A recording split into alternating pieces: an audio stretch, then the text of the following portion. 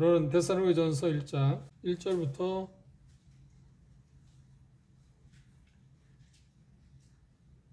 4절에 있는 말씀까지 한 절씩 교도하겠습니다. 제가 먼저 1장 1절 읽겠습니다. 바울과 실와노와 디모데는 하나님 아버지와 주 예수 그리스도 안에 있는 데살로니가인의 교회에 편지하노니 은혜와 평강이 너에게 있을지어다. 우리가 너희 모두로 말미암아 항상 하나님께 감사하며 기도할 때 너희를 기억함은 너희의 믿음의 역사와 사랑의 수고와 우리 주 예수 그리스도에 대한 소망의 인내를 우리 하나님 아버지 앞에서 쉬지 않고 기억함이니 하나님의 사랑하심을 받은 형제들아 너희를 택하심을 아노라. 예, 4절의 말씀까지 보았습니다. 우리는 지난 시간에 2시간을 거쳐서 데살로니가 전서의 어떤 특이한 사항에 대해서 생각했습니다. 배경들, 사도행전과 연관해서 그런 배경들을 우리가 조사해 봤습니다. 오늘은 데살로니가 전서의 어떤 특징, 다른 서신하고 좀 다른 점들이 있는데 그 특징들에 대해서 생각해 봤습니다. 1세기에 그러니까 교회가 막 시작되고 나서 제2차 전도여행의 그 기간 동안에 데살로니가 교회가 시작됐는데 그 교회가 파생된 것은 다른 지역교회와는 달리 성경에 나오는 다른 지역교회와 달리 특이한 점이 있습니다. 그게 뭐냐면 짧은 시간 안에 교회가 세워졌다고 하는 겁니다. 짧은 시간에. 에베소 같은 경우는 3년이라는 시간, 고린도 같은 경우는 2년이라는 시간 체류함으로 말미암아서 교회가 시작됐는데 이 데살로니가 교회는 불과 한 달이 채 안 되는 성경에서 말하는데 새 안식일, 정확히 말하면 한 20여일 만에 세워진 그런 교회. 두 번째, 그런 빠른 시간 안에 짧은 시간에 교회가 세워졌다는 것도 중요하지만 특이한 점이지만 또 특별한 점이 뭐냐면 특별한 그런 핍박, 그 박해 가운데서 교회가 시작됐고 그 교회가 계속 진행되고 진보를 가져오고 있다고 하는 겁니다. 그게 뭐냐면 복음의 진보가 진행되고 있다고 하는 것입니다. 그게 특이한 사항입니다. 여기서 우리는 그 교회가 어떻게 시작되었는가 하는 것을 생각할 수 있고요. 또 하나는 성도들이 그 교회에서 무엇을, 그러니까 사도들이 여기 지금 데살로니가 전서나 후서를 통해서 사도들이 성도들에게 무엇을 가르치는, 그 가르친 주 내용이 무엇이었을까 하는 부분을 우리가 생각해 볼 수 있고요. 또 하나 세 번째는 데살로니가 그 교회의 좋은 점과 부족한 점, 그것이 무엇이었을까 하는 것을 이 데살로니가 전후서를 통해서 우리는 그걸 살펴볼 수 있을 겁니다. 또 하나는 이 데살로니가 전후서를 통해서 신학적이냐 아니면 도덕적인 그런 문제들이 도대체 무엇이었는가. 신학적이라고 하면 주 예수 그리스도의 다시 오심에 대해서 잘못 생각하고 있는 것들, 그런 것들이고, 도덕적이라는 것은 그들이 삶이 흐트러진 것들, 그런 그 문제들에 대해서 무엇이 있었는가 하는 것이고, 그리고 데살로니가 그 교회가 어떻게 복음을 전파했는가. 짧은 시간이었는데도 다른 지역과 달리 복음이 이 교회를 통해서 왕성하게 전해졌다고 데살로니가 전서에 보면 그렇게 나와 있습니다. 그것들에 대해서 자세하게 기록되어 있는 것이 내용이 있는데 그것이 바로 데살로니가 전후서에 들어있다. 특이한 사항입니다. 그리고 데살로니가 전후서에 초점이 있다 하면, 특이한 점과 초점이 있다고 하면 교회와 복음의 상호 관계입니다. 그러니까 어떻게 말하면, 그걸 바꿔서 말하면 복음을 말미암아서 교회가 시작되어 있는데 그 복음과 교회는 뗄래야 뗄 수 없다. 복음이 전해져야만 교회가 세워질 수 있다 하는 것입니다. 그 말을 다른 말로 하면 우리 주변에 보면 많은 선교단체들이 있습니다. 그런데 그 선교단체들 가운데 복음을 전하는 선교단체들도 있을 것입니다. 그런데 그 선교단체들 가운데 좀 뭔가 생각해야 볼 게 뭐냐면 복음을 전하는데 복음을 전하는 목적이 뭐냐면 복음이 전해지는 것보다 반드시 지역교회가 세워져야 하는데 교회가 세워지는 일에 대해서 별로 관심이 없다는 겁니다. 그런 쪽에 대해서 가르침이 그 이유가 뭐냐고 할 때 여러 가지 이유를 이야기할 수 있겠죠.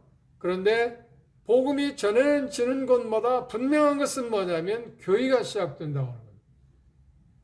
그것이 복음과 교회와의 특별한 관계입니다. 이게 신약 성경에 나오는 그런 분명한 그 뗄래야 뗄 수 없는 관계입니다. 이게 복음을 전하는 목적이 뭐라고요?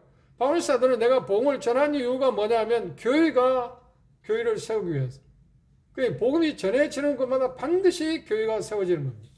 복음을 전하면서 교회가 세워지지 않는다고 하는 말은 대단히 문제가 있습니다. 잘못되었다고 말할 수 있습니다.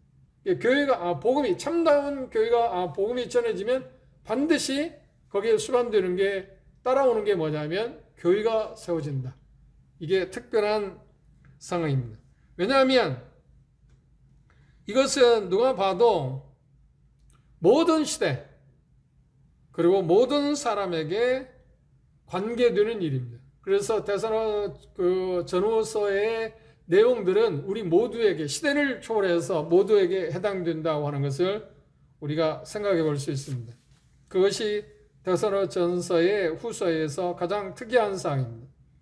바울 사도는 여기 보면 어떻게 복음이 교회를 그러니까 세우게 된가? 우리 쪽에 표현할 때 사람의 인간적인 표현할 때 그렇게 표현합니다. 교회를 세우신 분은 누구인가요? 실상은 하나님이시죠. 그렇죠? 그런데 바울 사도가 복음을 전함으로 말미암아서 하나님께서 교회를 세우시는데 복음이라는 수단을 통해서 그게 가능했다고 합니다. 그러니까 참다운 복음, 성경에서 말한 우리가 차후에 볼 것이지만 복음에 대한 수식어가 7, 8가지가 나와 있는데 그런 그 복음이 분명하게 전해지면 거기에 따라오는 건 자연적으로 따라오는 것이 뭐라고요? 그건 교회가 시작되는 겁니다. 그래서 교회와 복음은 뗄래야 뗄 수 없는 관계다 하는 것을 이야기하고 그러면 어떻게 그러니까 데살로니가 교회가 복음이 전해짐으로 말미암아서 교회가 세워졌는데 교회가 세워진 다음에 그 데살로니가 교회를 통해서 또 교회가 세워져야 하잖아요. 계속해서. 그러기 위해서는 해야 할 일이 뭔가요? 동일한 것은 복음을 전해야죠. 복음이 전해지지 않으면 교회가 세워질 수 없습니다. 그러면 우리가 생각할 때 이렇게 생각할 수 있잖아요. 복음이 전해지면 교회가 세워지는데 단 조건이 뭔가요? 하나님께서 이야기하고 있는 그리스도에 관한 그 복음, 참된 복음이라 말하겠죠. 참된 복음이 전해져야만 교회가 세워진다는 거예요. 참된 복음이 전해지지 않으면 교회가 될 수 있나요, 없나요? 교회가 될 수가 있는 거예요. 하나님께서 교회를 세우기 위해서는 반드시 전하는 사람을 필요로 했고, 그렇죠? 사람들입니다. 그리고 그들이 전하는 뭐가 있어야 한다고요? 복음을 필요로 했다. 그래서 하나님의 부름을 받은 사람들이 복음을 전하게 되면 반드시 하나님의 역사하심으로 말미암아서 교회가 시작될 수밖에 없다 하는 것을 우리는 여기 특별히 데살로니가 전후서를 통해서 우리가 볼 수 있습니다. 교회가 복음에 합당한 삶을 살려고 했을 때 합당한 삶을 산다는 것은 두 가지가 있습니다. 하나는 삶을 통해서 복음을 전하는 것입니다. 그리고 예수 그리스도의 가르침을 따라서 사도들의 가르침이라고 그랬죠. 가르침을 따라서 합당한 그런 아름다운 삶을 선한 삶을 살게 되면 그것으로 말미암아서 우리는 교회가 형성되고 교회에 그 구성되어 있는 형제자매들의 그런 영광스러운 아름다운 삶을 통해서 어떻게 똑같이 또 다른 교회가 세워질 수 있다고 하는 것입니다.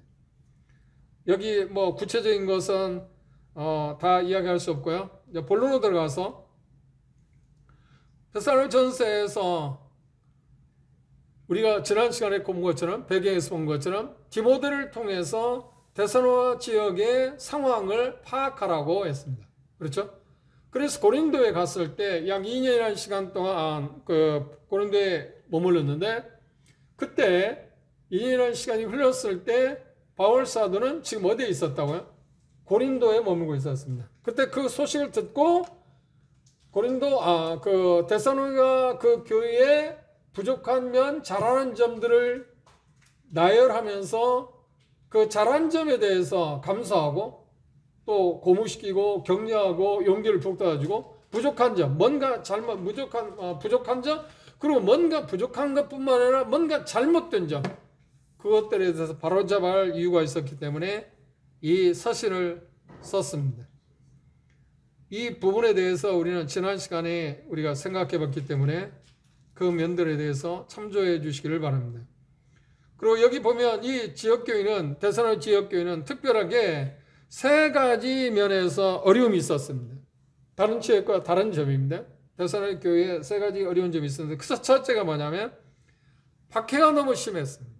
우리가 배경을 봤죠? 사도행전 10장 배경을 봤습니다. 박해가 너무 심했기 때문에 바울은 왜 하나님께서 하나님의 그 자녀들이 하나님을 위해서 고난받는 것을 허락하셨을까? 그렇죠? 일반적으로 이야기할 때 우리가 종종 듣는 건 뭐 번영신학이랄지 기복신학이랄지 그런 그 잘못된 복음과 왜곡된 그런 것들이 전해지고 있는데 하나님을 믿게 되면 이 데살로니가 지역 성도들도 아마 그랬을 겁니다. 예수 그리스도를 우리가 믿게 됐을 때 우상을 섬기던 데서 버리고 하나님을 섬기게 되니까 반드시 그들은 어떻게 모든 것이 잘 될 거라고 생각했을 겁니다. 잘 될 거라고 생각했는데 예수 그리스도를 복음을 듣고 예수 그리스도를 받아들였을 때 그들에게 오는 현상은 어떻게 상상도 못한 박해가 왔습니다. 그때 그들은 당황했을 거 아닙니까? 왜 이런 일이 있지? 하나님이 살아계시고 하나님이 우리를 사랑하는데 왜 이런 일이 있지? 그렇지 않아요? 그런데 데살로니가 지역 성도들만 아니라 우리들도 우리 주변에 있는 사람들 마찬가지로 우리들도 예수 그리스도 믿고 나서 이런 박해나 우리가 상상할 수 없는 그런 어려움들을 당하게 될 때 내가 믿는 예수님이 뭔가 잘못된 게 아니야? 그분이 살아계시다고? 그리고 그분이 우리를 정말 사랑한다고? 그리고 우리가 그분의 사랑을 입는 사람이라고? 그분 안에 있다고? 그런 쪽에 갈등을 겪을 수 있습니다. 그래서 데살로니가 성도들이 우리에게 주는 시사하는 바는 특별하게 다른 점입니다. 어떤 게? 오늘 우리가 살고 있는 세상에 어려움을 겪고 있는 세대에 살고 있기 때문에 더군다나 그 데살로니가 교회 성도들이 우리에게 주는 의미가 남다르다고 생각할 수 있습니다. 예수 그리스도께서 다시 오실 때 그래서 바울 사도는 그 문제에 대해서 왜 허락하셨는가 하는 것을 설명하고 있고 그런 상황에서 어떻게 견뎌낼 건가 하는 문제에 대해서 이야기하고 있는데 가장 궁극적인 것은 뭐라고요? 그 문제를 해결할 수 있는 유일한 방법은 뭐라고요? 그렇습니다. 후서에서 이야기하는 전서에서 4장 5장에서 언급하고 있는 것처럼 예수 그리스도께서 다시 오실 때 어떻게 그 부분에 대해서 조정할 거고 또 잘못된 것들을 바로잡을 수 있는가 하는 것들에 대해서 설명하고 있습니다. 설명할 필요성이 있었습니다. 그래서 데살로니가 후서를 한번 참조해 볼까요? 1장입니다. 데살로니가 후서 1장 3절 4절 보시면 형제들아 우리가 너희를 위하여 항상 하나님께 감사할지니 이것이 당연함은 너희 믿음이 더욱 자라고 너희가 다 각기 서로 사랑함이 풍성하며 그리고 너희의 참는 모든 핍박과 환난 중에서 너희 인내와 믿음을 인하여 하나님의 여러 교회에서 우리가 친히 자랑합니다. 이 표현 가운데 그런 표현을 했습니다. 예수 그리스도 그분이 오실 때 그 잘못된 것들을 다 교정하고 그리고 바로잡으실 것이다 하는 것을 설명할 필요성이 있었습니다. 이유가 뭔가요? 그들이 지금 박해를 당하고 있는데 왜 이 박해를 당하고 있지? 이 박해는 언제까지야 도대체? 그렇죠? 그럴 때 그런 생각도 있고 또 하나는 우리가 뭔가 잘못 믿고 있는가? 아니면 또 어떤 생각을 할까? 하나님이 정말 살아계실까? 하나님이 우리를 사랑한다는 말은 맞는 거야? 이런 여러 가지 생각들을 가질 수밖에 없습니다. 그런 생각들을 갖고 있을 때 성도들에게 거짓 교사들은 어떻게 하냐면 그들에게 잘못된 성경을 하나님의 말씀을 왜곡시켜서 바울 사도의 가르침을 왜곡시키기 시작했습니다. 그래서 혼란이 데살로니가 지역교회에 파급되었다, 일어났다는 것을 우리가 내용을 보면 이제 하나씩 조사해 보면 알게 될 겁니다. 두 번째, 세 가지 면에서 어려움이 있었습니다. 두 번째는 뭐냐? 성도들이 거짓 가르침에 미혹되었습니다. 참 이상한 일입니다. 우리가 그 마태복음 13장에 보면 가라지 비유 있잖아요. 알곡이 잘 자라고 있는 곳에 사단이 가라지를 뿌려서 알곡으로 하여금 그 기능을 제대로 해가지 못하도록 더 충실한, 더 많은 진보를 가져오지 못하도록 방해하는 그런 장면들 있잖아요. 근데 복음이 전해지는 곳마다 참된 가르침이 있는 곳마다 반드시 따라오는 게 뭔가요? 이 왜곡된 가르침이 거기에 접목한다는 거예요. 누가 그럴까요? 사단이 그랬어요. 그런데 참 이상한 일입니다. 우리가 생각할 때 그런 쪽에 그 어떤 유혹이나 그런 것들이 침범하지 않을 것처럼 생각이 쉽습니다만 반드시 그게 계속해서 같이 가고 있다고 하는 게 특이한 상황입니다. 대선의 교회도 그랬습니다. 아니 성경에 나오는 지역교회들이 거의 다 그랬습니다. 뭔가 거짓 교사, 특별히 거짓 교사들이 특별히 어려움을 일으켰던 교회가 뭐냐면 우리가 고린도후서에 보면 바울 사도에 대해서 바울 사도가 고린도후서를 쓴 목적이 내용이 보면 많은 부분에서 자기 자신의 변명, 자기 자신의 변명이 아니라 복음에 대해서 변명을 하고 있습니다. 거짓 교사들이 왜곡시켜서 바울 사도가 고린도 교회 성도들을 이간시켰습니다. 똑같이 데살로니가 성도들하고 바울 사도를 이간시켰어요. 누가? 거짓 교사들이 와서. 잘못된 가르침을 주었습니다. 그런데 잘못된 가르침을 줬는데 전혀 바울 사도 가르침이나 성경에서 말하는 바가 아닌 것을 갖고 말하는 게 아니라 그분들이 가르친 내용들을 조금 비틀어서 이단이라는 말이 의미를 아시죠? 이단은 뭔가 다 같은데 끝이 다르다. 끝이 좀 다르다는 거예요. 뭔가 비슷해 가는데 비슷한 것 같은데 끝이 좀 다른 거예요. 갈라디아서에 다른 복음이라고 말할 때 복음 말고 또 다른 게 있다고 해서 다른 복음이라고 말하는 게 아니라 원래 복음을 조금 비틀었다. 뭔가 더하거나 뭔가 뺐다. 그것을 다른 복음이라고 하잖아요. 똑같아요.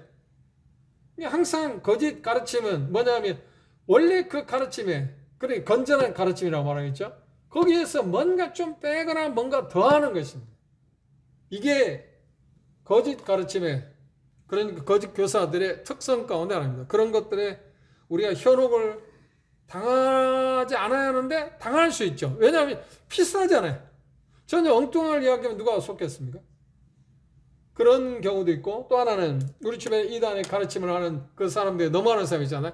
그 사람들은 성경에서 볼 때 미혹당했다. 그들이 넘어가는 이유는 뭐냐? 미혹당했기 때문에. 이건 어쩔 수 없습니다. 미혹당한 거하고 우리들이 뭔가 거짓 가르침에 넘어가는 거하고 약간의 차이점이 있을 수 있습니다. 그런 그 차이점들을 우리가 생각해 보면 도움이 될 거라고 생각합니다. 그런데 거짓 교사들이 거짓된 가르침의 근거는 어디에 있냐면 바울 사도가 가르친 그런 내용들, 주고받은 그런 소식들을 갖고 잘못 왜곡시켰습니다. 이게 그러니까 문제가 되잖아요. 그게 정말 문제가 돼요. 예를 들면 하나의 이제 비근한 예를 들면 예수님의 요한복음에 보면 이게 성전 헐라 그러면 내가 3일 만에 짓겠다고 했을 때 그들이 예수님을 나중에 심판할 때 재판할 때 뭐냐면 예수님 바로 그런 분이라는 거예요. 그렇게 이야기했다는 거예요. 그런데 예수님이 말씀한 의도는 뭔가요? 그런 의미가 아니잖아요. 그분이 말씀한 것을 비틀어가지고 왜곡시켜가지고 그걸 정죄하고 있죠. 그런데 그게 주님의 가르침에서 마찬가지지만 거짓 교사의 특징은 항상 그랬습니다. 여기 대사로 지역 성도들도 성도들에게 거짓 가르침하냐 바울 사도가 이야기한 것을 조금 더하거나 빼고 해서 거짓 가르침을 통해서 그들이 왜곡시켜서 대단히 어려움이 있었다고 합니다. 그 중에 하나가 뭐냐면 주의 날이 이미 이르렀다고 그들이 가르쳤어요. 주의 날이 이르는 것은 아니잖아요. 그래서 데살로니가후서 2장에 보면 주의 날이 이르렀다 아니다. 네 가지 이유를 들어서 이런 점을 봐라. 그런데 어떻게 주의 날이 이르렀다고 할 수 있냐? 그 부분을 데살로니가후서 2장에서 적그리스도의 나타남에 대한 이야기를 네 가지 이유를 들어서 주의 날이 이르지 않았다지. 그렇죠? 그리고 우리는 그 시기에 이르지 않았다 하는 문제에 대해서 설명을 했습니다. 물론 어떤 면에서 거짓 교사들이 잘못된 그런 가르침을 주었기 때문에 그걸 교정해 주었기 때문에 우리는 어떤가요? 지금 서신에 기록된 내용을 통해서 이런 가르침도 있었구나.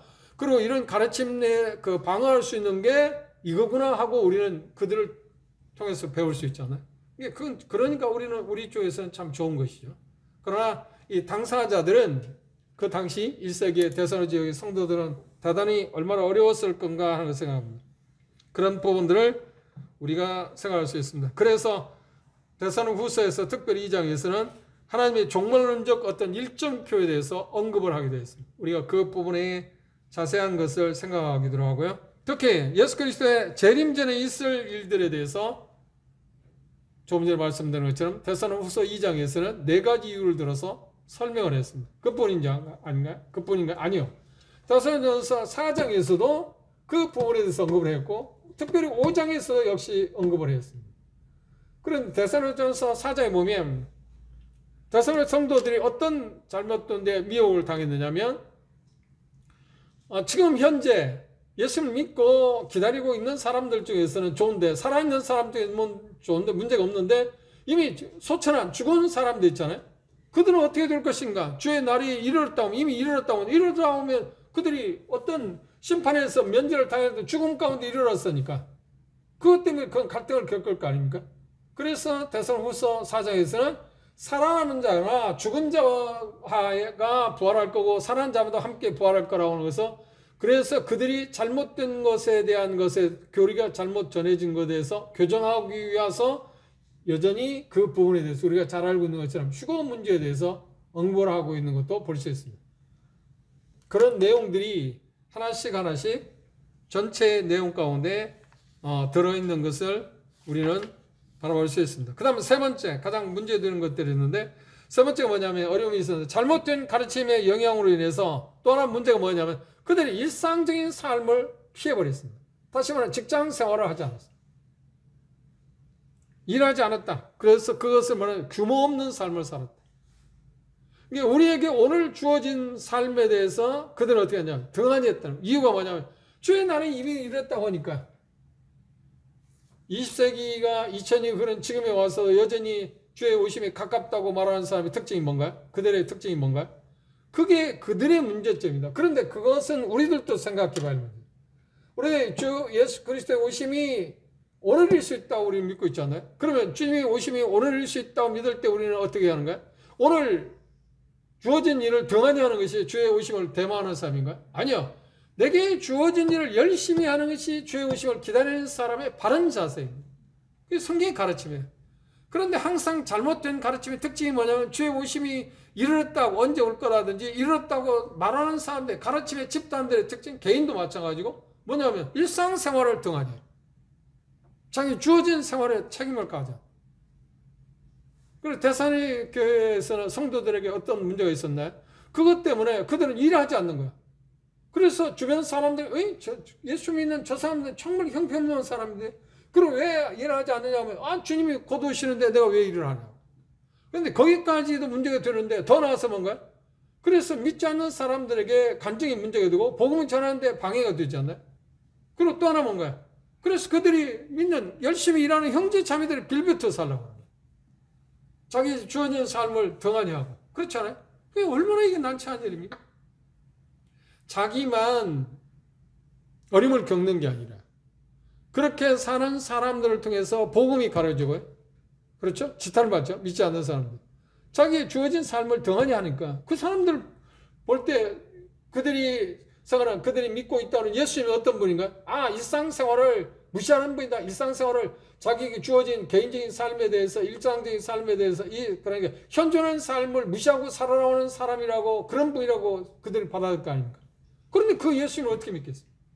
내게 오늘 주어진 삶을 아무렇지 않게 그냥 방조하고 그리고 자기 가족도 돌보지도 않고 그렇게 사는 모습을 보고 예수를 믿으면 그렇게 살 때 누가 그 예수를 믿겠냐 그 말이에요.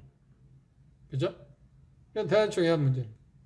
그런데 그런 것과 비교해서 생각할 수 있는 것은 오늘날 제가 경험한 바에 의하면 특별히 예수 그리스도를 믿기 전에 학생들이 자기들이 주어진 학업에 열심을 합니다.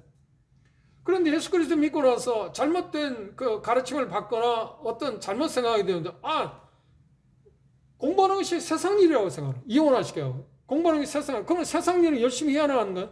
이제 해서는 안 된다. 공부를 등한히 하는 거야. 공부를 안 해. 그리고 제가 아는 어떤 형제들은 졸업을 못 해가지고 한 학기 다녀서 또 졸업하는데 그것처럼 제가 직접 그런 간접적으로 경험을 하겠으니까. 그래서 제가 초기에 복음을 전하면서 특별히 목포 같은 게 개척했을 때 그랬습니다. 그때 고등학생들입니다. 그 형제 자매들에게 그렇게 이야기해요. 너희들이 공부를 하고 예수 그리스도를 믿었기 때문에 믿기 전보다 조금은 더 나아야 돼. 조금은 더 잘해야 돼. 열심히 해야 한다. 이게 간증이니까. 그래서 뭐라고 이야기하냐면 여들이 공부를 하고 나서 그 학기말 시험을 본다는 성적표를 주지 않나요? 그 성적표를 나에게 보여줘요. 그렇다면 내가 여러분들 직접 계속해서 도와줄 수 있지만 그렇지 않으면 내가 여러분들 도울 수 없다. 이건 청천벽력 같은 이야기 아닌가요? 부모들에게 성적표 보여주지 않으려고 몰래 도장 찍어갖고 하는데 어떻게 나하고 형제라고 보험 전화는 저 사람한테 그걸 보여주겠어요? 근데 그렇다고 해서 제가 본 건 아니에요. 열심히 했으니까. 그리고 그 형제 자매들에게 그렇게 하겠습니다. 너희들이 예수를 믿기 전에 청소하는 시간에 뺀질이 도망다니고 그러는 것이 그렇게 생활을 했겠지만 예수 믿었기 때문에 그거 열심히 해라. 다른 애들은 청소 시간에 도망가고 너희들이 해야 할 일을 더 많이 할지라도 그게 정당하고 좋은 것일지 모르지만 예수를 믿고 났을 때 그 권위에 대해서 복종해 그렇게 하라. 그렇게 열심히 했어요.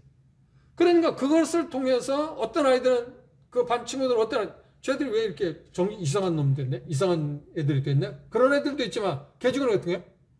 사람은 본성적으로 뭔가 학생이면 학생, 직장이면 직장인으로서 본연의 모습을 하려고 하는 게 근본적으로 있잖아요.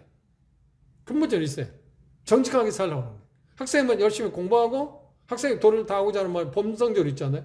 그런데 그런 것을 생각하고 있는 아이들은 그 아이들에게 물어보는 거예요. 너 왜 전에 변했냐? 너 청소년 잘 도망다녔잖아. 근데 왜 뺀질이 안 됐어? 그때 그 형제자매는 나는 예수 믿고 내 주인 되신 예수님이 그렇게 살려고 하지 않았다. 이게 도전을 받은 거야.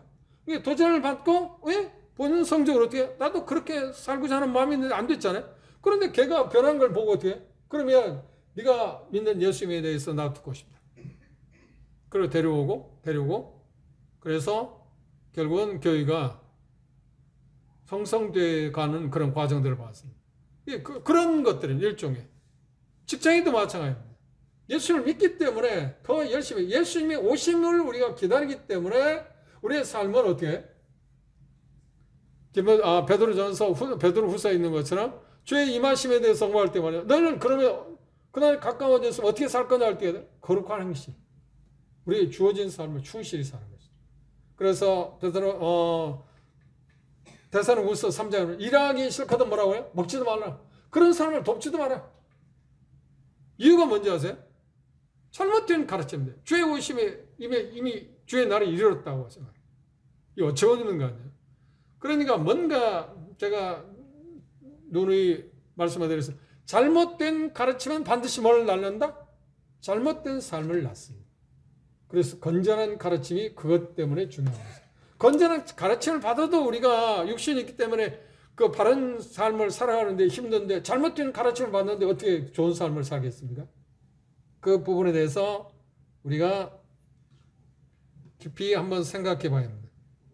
그래서 이들 가운데 그 잘못된 가르침 영향 때문에 자기들 일상적인 일을 포기해서 규모 없는 삶을 살아. 규모 없는 자라고 그래 믿지 않는 사람들에게 덕을 끼치도 않고 복음을 가리우고 그리고 믿는 건전하게 살고 신실하게 사는 형제자매 짐을 지웠다는 거예요. 먹고 사는 게 없는데 어떻게 하겠습니까? 다른 사람이 도움을 받아야죠.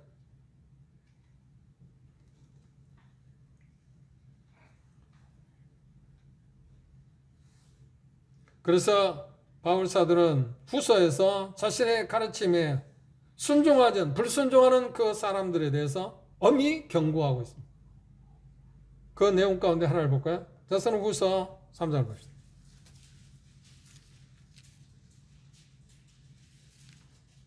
4절입니다. 너희에게 대하는 우리의 명한 것을 너희가 행하고 또 행할 줄을 우리가 주 안에서 확신하노니 주께서 너희 마음을 인도하여 하나님의 사랑과 그리스도의 인내에 들어가게 하시기를 원한다. 그리고 계속해서 12절에 있는 내용까지 그 내용이 나와 있는데 하나 뒤로 넘기셔서 내용을 하나 볼까요?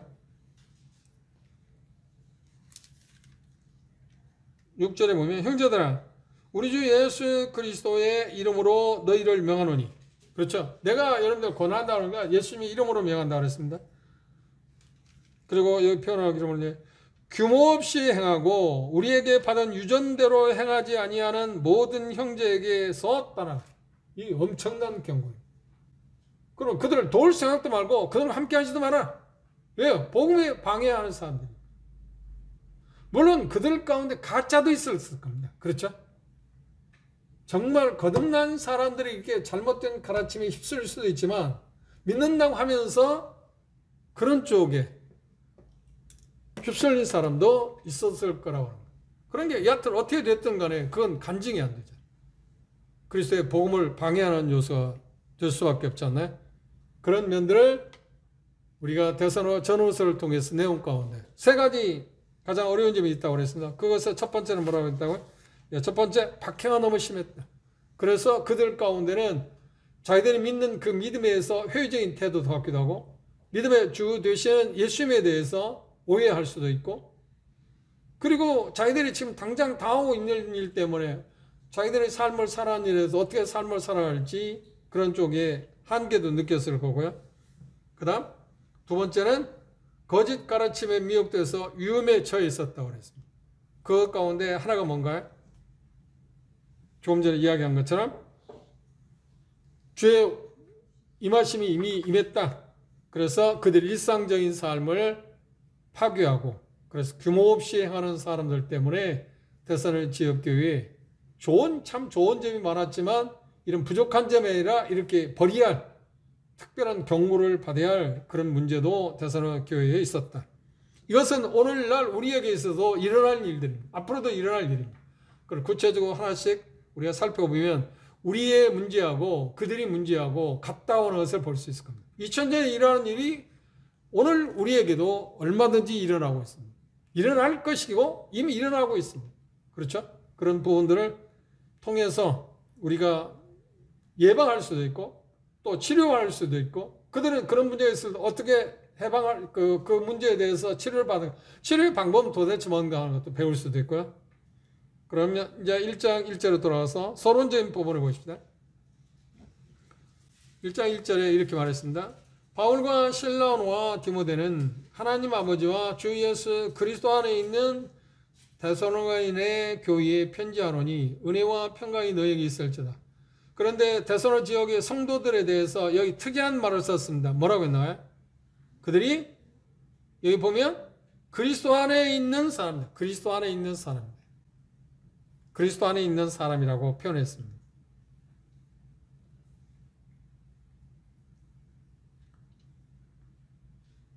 복음이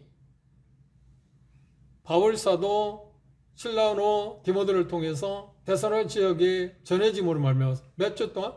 3주 동안, 약 3주 동안 짧은 시간에 복음이 전했습니다. 그런데 많은 사람이 믿었다고 그랬어요. 주로 어떤 사람이 믿었다고요? 헬라 사람들, 이방인들이었습니다. 귀부인도 믿었다고 하는 표현을 썼습니다. 그런데 그 교회가 그렇게 믿음을 고백하고 교회가 시작되고 나서 그런 여러 가지 어려움이 있었기 때문에 어떤 문제가 있었다고요? 핍박이 그들에게 왔기 때문에 그들은 혼란이 가정될 수밖에 없었다는 것을 우리가 생각할 수 있습니다.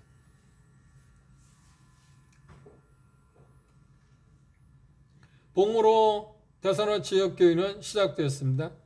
그리고 1장 1절에서 4절까지 보면 데살로니가 교회에 대한 바울의 어떤 포괄점, 그 그러니까 데살로니가 교회에 대해서 넓은 의미에서 지금 표현을 하고 있습니다.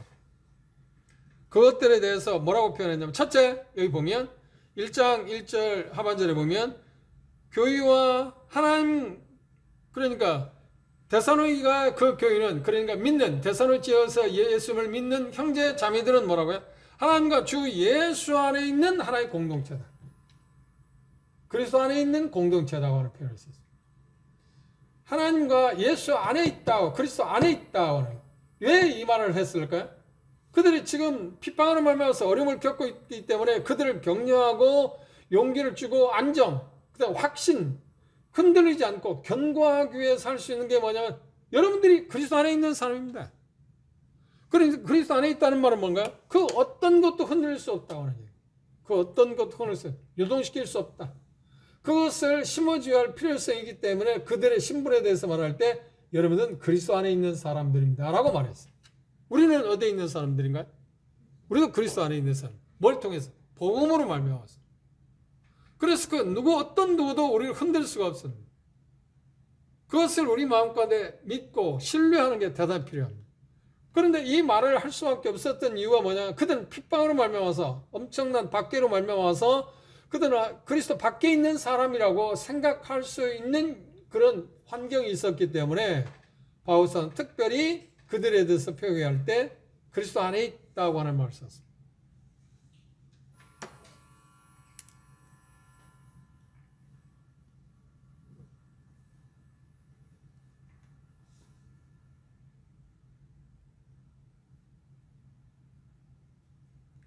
그래서 그리스도와 하나님과 그리스도 안에 있다고 하는 말 가운데 거기에서 암시하고 있는 표현하고 있는 가운데 빼놓을 수 없는 것이 뭐냐면 하나님께 그들이 하나님께 그리스도에게 근거를 두고 있다.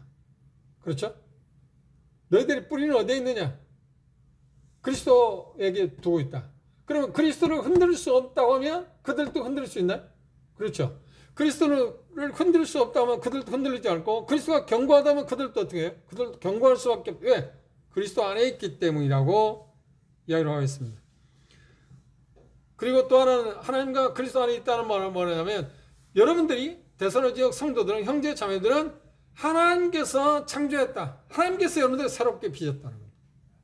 하나님으로부터 새로운 피조물이다. 하나님의 소유물이다고 하는 표현을 그렇게 지금 이야기합니다. 아내라고 하는 말은 그리스도 안에 하나님 안에라고 하는 말은 그 안에 살고 있다는 말도 되고 그 안에서 견고하다고 하는 의미도 포함되어 있습니다. 내포되어 있습니다. 그 안에서 뿌리를 받고 있다. 여러분의 그 월 뿌리는 어디에 있냐면 그리스도 안에 있다.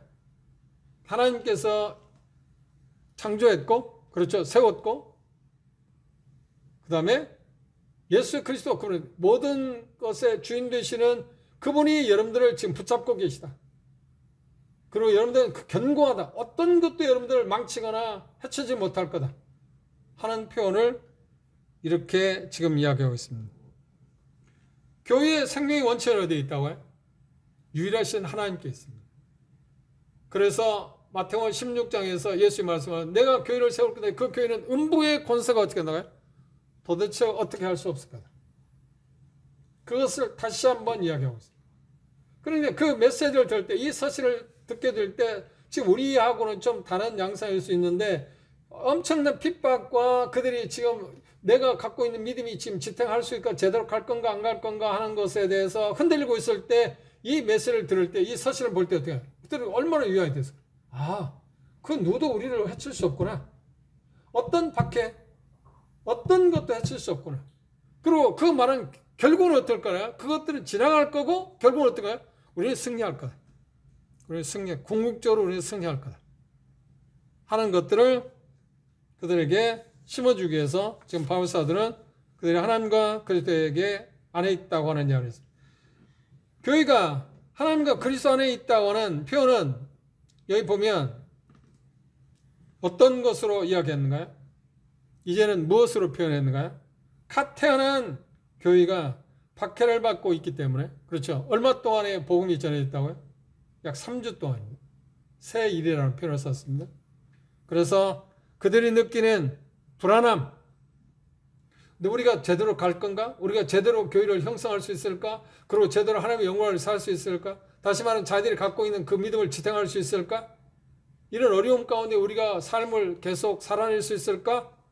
하는 것에 회의적인 마음을 갖고 있었기 때문에 바울사도는 이 서신을 통해서 먼저 그들이 안정되어 있다. 그 어떤 누구도 해칠 수 없다는 것을 심어주고 싶어서 이 표현을 먼저 했습니다. 그런데 이 표현은 모든 교회의 생명과 힘과 미래, 안전에 대한 담보이기도 합니다. 그렇죠? 어떤 상황이 있든 간에 거듭난 사람들은 형제자매들 어디에 있다고요? 그리스도 안에 있다. 그 어떤 것도 우리를 무너뜨릴 수 없고 안전하다. 그래 요새 중에 요새 우리는 있는 것입니다. 그렇죠?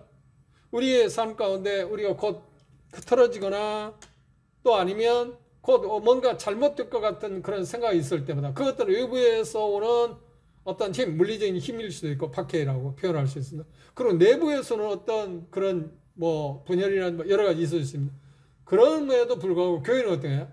그리스도 안에 있기 때문에 하나님이 만드셨기 때문에 복음을 통해서 창조했기 때문에 어떤 세력도 그 누구도 어떻게 흔들 수 없다. 파멸시킬 수 없다. 요동시킬 수 없다고 하는 것을 이 말씀을 통해서 우리는 다시 한번 생각해 봅니다.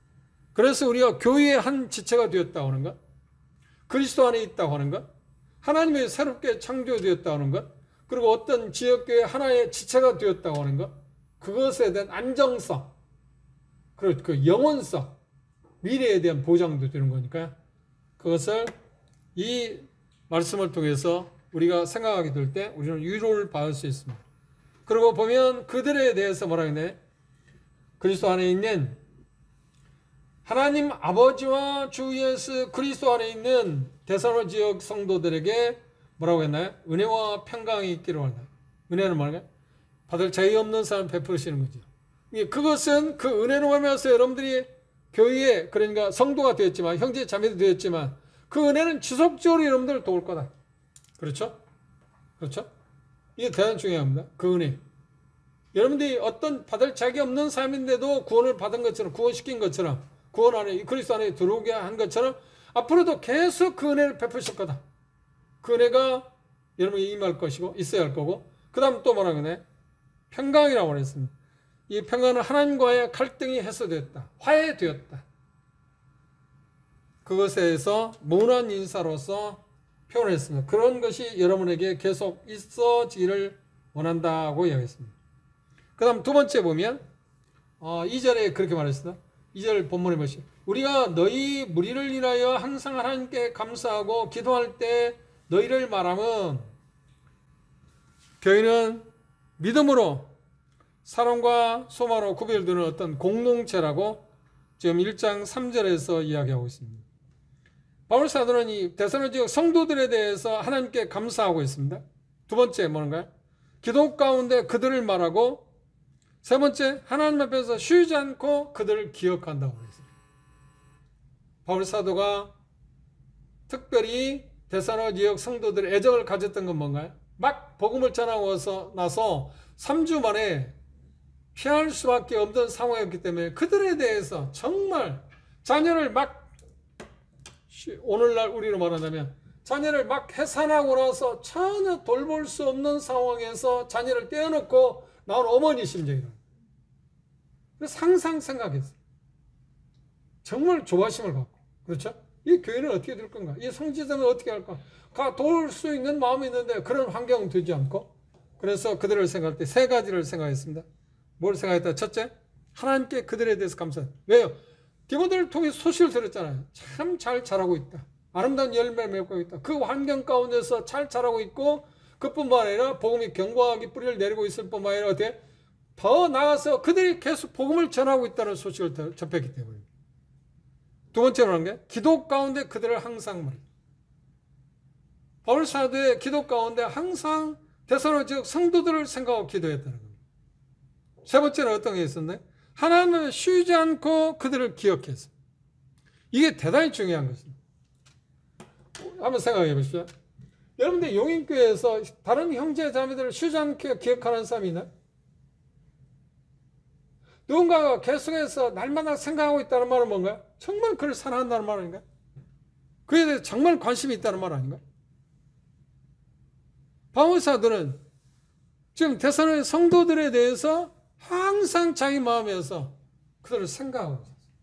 자나깨나. 그렇죠? 그 말은 뭔가요? 그만큼 그들을 사랑했다는 거예요. 데살로니가 성도들이 바울 사도의 마음을 다 차지하고 있었다는 거예요. 이 바울 사도의 마음 가운데 어떤 걸 생각할 여유가 없었다는 거예요. 누구만 생각하고 있었다는 거예요? 데살로니가 성도들만 생각하고 있었다. 여기에 바울 사도의 이 아름다운 마음에서 우리가 한 가지 배워야 할 게 뭔가요? 나도 다른 성도들을 정말 그렇게 생각하는 사람. 또 다른 쪽으로 말하면 다른 형제 자매들이 나를 그렇게 생각하고 있는 사람 중에 한 사람일까? 우리가 다른 형제 자매들을 그렇게 생각하는 사람이 할 뿐만 아니라 그 누군가가 나를 생각하고 있는 대상 가운데 나도 그 사람일까 하는 걸 생각해요. 이게 참 좋은 일이지 않나요? 그 관심의 대상이란 말이고 또 하나는 내 입장에서 보면 누군가가 내게 있어서 모든 것을 쏟아서 붓고자 하는 그런 사람이라고 하는 것입니다.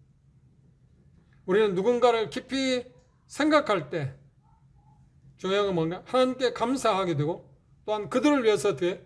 기도하게 됩니다. 그러면 다른 형제 자매들을 위해서 기도하고 있지 못하다는 말은 무슨 말인가? 그들을 생각하고 있지 않기 때문에. 다른 형제 자매들 생각하지 않게 되면 어떻게? 우리는 하나님께 그 형제 자매들 때문에 감사할 수가 없어요. 뭐 어떤 상황을 모르니까. 이 말씀에서 우리가 정말 바울사도의 마음을 본받는 게 대단히 필요해요. 누군가를 생각할 때 우리는 하나님께 감사하게 되고 누군가를 생각하게 되면 그를 위해서 우리는 기도할 수밖에 없죠. 우리는 종종 기도 제목을 냅니다. 기도 제목을 내서 기도하는 게 대단히 중요한 것입니다. 그런데 중요한 건 뭐냐면 그 형제 자매들을 우리가 생각하지 않으면 그들을 위해서 기도할 수가 없어요. 바울사도는 데살로니가 지역 성도들을 생각했기 때문에 기도했잖아요. 그리고 생각하고 있기 때문에 그들의 수술할 때 감사했잖아요. 이건 뗄래야 뗄 수 없는 관계입니다. 누군가를 생각하게 됩니다. 그 말을 바꾸어 말하면 생각하고 있다는 말은 뭔가요? 사랑한다는 말인가요?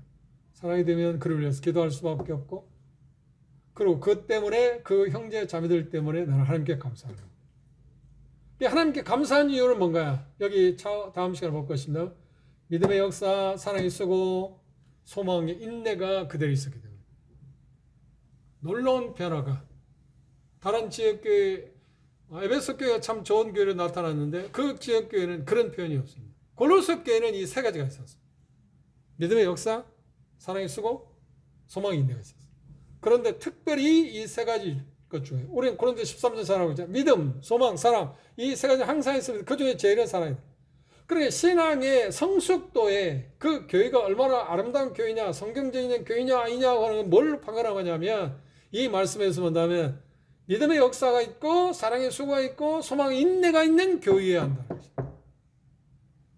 그렇죠? 그 중에서 뗄래야 뗄 수 없는 가장 으뜸되는 게 뭐라고요? 사랑이었어요.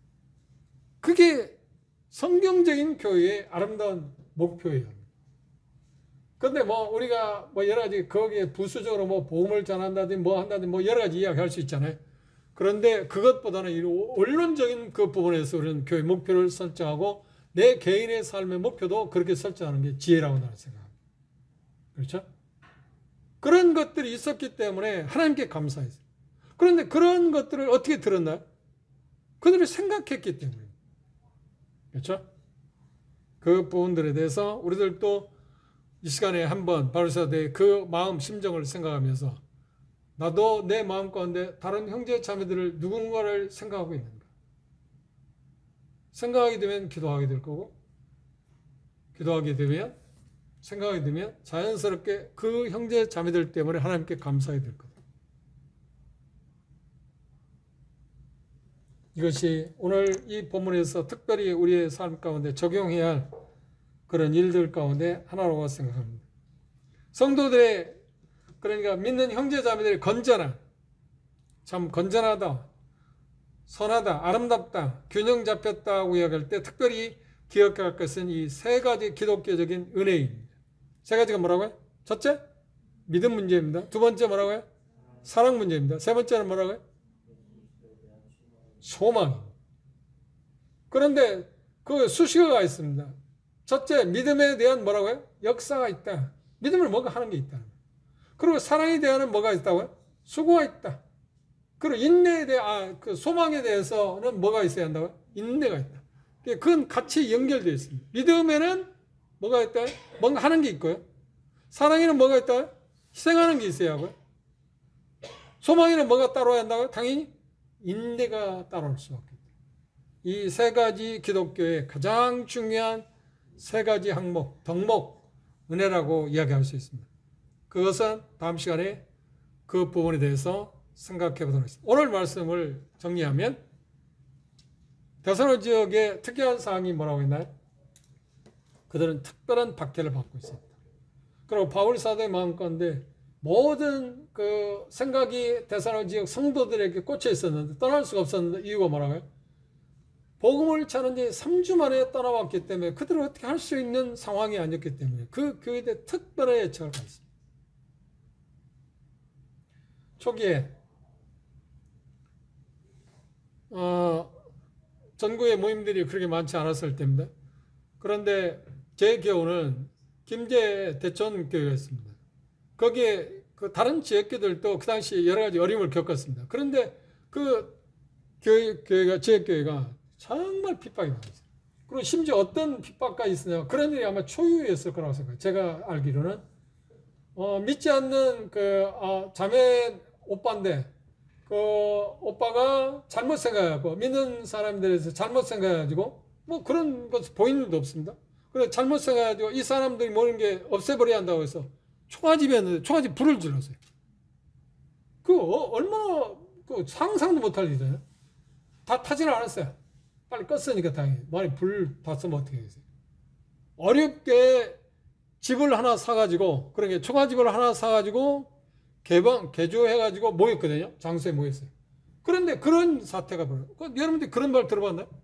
아무리 핍박이 심해도 예배당에 불 질렀다고 하는데 들어봤나요? 들어본 일이 없잖아요. 엄청나게 핍박했어요. 집에서 쫓겨나는 게 다반사고, 그렇죠? 그래서 그 소식 때문에 제가 존경하는 박주현님은 정말 김제 자주시죠. 왜? 정말 어려운 교회니까. 어떻게든지 도와야 할 입장이니까. 그렇죠? 그러니까 그 모습을 보면서 이 데살로니가 지역 성도들을 바울 사도가 바라본 거나 그런 면을 바라보게 되면 우리도 그런 면들을 보면 그러지 않나요? 한번 생각해 보세요. 우리가 어떤 형제자매들을 어떤 지역교회에서 위해서 기도한다고 할 때 물론 좋은 일 때문에 우리가 기도할 수 있죠. 그럼 어떤 때 더 기도에 열중하는가요? 더 생각을 많이 하는가요? 어려운 일 당한다. 누가 어려운 일 당한다. 그렇죠? 현실적으로 우리가 지금 한 4사람 그 질병으로 인해서 암으로 인해서 기도하는 분이 4분 있잖아요. 지금 한 분이 그 황산의 김석태 형제도 또 그 간암으로 지금 곧 이제 수술한다고 그런 이야기 들었습니다. 그래서 저는 그 4분을 위해서 지금 계속 집중적으로 기도를 합니다. 근데 왜 그러냐면 우리 의술적으로 대단히 어려운 쪽의 질환이기 때문에 계속 특별히 기도하지 않아요. 그런 것처럼 바울 사도는 이 데살로니가 교회가 성도들이 너무 어려운 상황이 있었기 때문에 항상 마음 졸고 있었어요. 그걸 고사성으로 말하면 노심초사라고 하죠.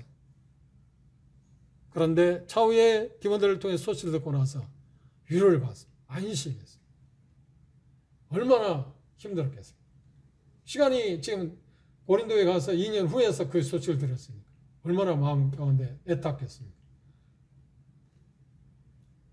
그 기간 동안에 바울 사도는 온전히 데살로니가 지역에 있는 형제 자매들, 데살로니가 교회에 대해서 그들을 생각했고, 그래서 생각한 나머지 기도하게 됐고, 그리고 기도한 나머지 어떻게 해서 변화된 모습들, 좋은 소식을 접할 때 하나님께 감사했다. 오늘 우리가 적용할 문제는 뭔가요? 누군가를 생각합시다. 다른 형제들을 생각. 여러분의 마음 가운데 생각하고 있는 사람이 누구입니까? 그들을 생각하게 되면, 그 형제들을 생각하게 되면 기도하게 될 것입니다. 그리고 교회를 위해서 기도하자. 그러면 여인 교회를 생각해야만 교회를 기도할 수 있지 않나요? 그렇죠? 그러면 생각하게 되면 물론 부정적인 면도 볼 것입니다. 그러나 기도하게 되면 당연히 어떻게 좋은 점을 보게 되면 하나님 감사할 수 있잖아요. 우리가 하나님께 감사가 적당하는 말은 뭔가요?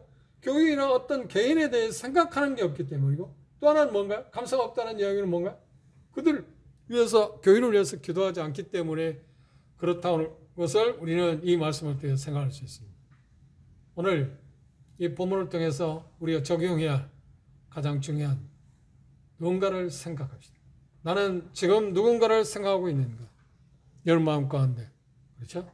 그걸 생각하면서 다음 시간에 이제 3가지의 은혜의 가장 두드러진 특성, 믿음, 소망, 사랑, 이 3가지 중에서 믿음의 역사는 뭘 말하고 사랑의 수는 뭘 말할까? 그리고 소망의 인내는 뭘 말할까에 대해서 우리가 생각해 보도록 하겠습니다. 기도합시다.